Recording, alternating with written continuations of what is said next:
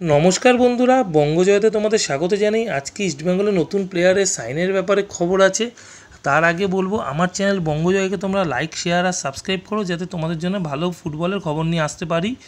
তোমরা জানো ইস্টবেঙ্গলের ডিফেন্ডার পার্থ গত নর্থ ইস্ট ম্যাচে চোট পেয়েছে এবং তার চোট এতটাই গুরুতর যে তাকে এই মরশুমে আর পাওয়া যাবে না।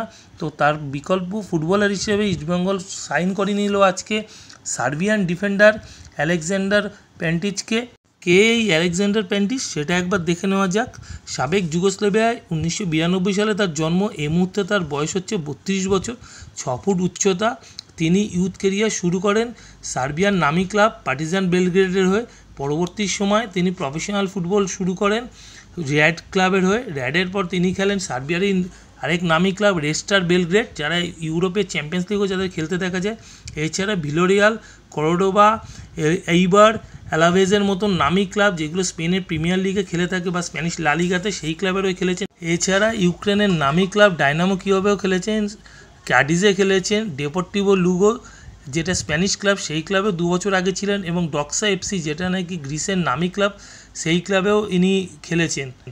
এছাড়া সার্বিয়া অনূর্ধ্ব 19 দলের 4টি ম্যাচ এবং সার্বিয়া অনূর্ধ্ব 21 দলের 19টি ম্যাচ খেলা তার অভিজ্ঞতা আছে। তো এখন দেখা যাক পার্থর জায়গায় এই ফুটবলারকে ইস্টবেঙ্গল সাইন করে কতটা লাভবান হতে পারে। তো এই ছিল আজকের খবর। ভিডিও ভালো লাগলে অবশ্যই লাইক, শেয়ার আর সাবস্ক্রাইব করো।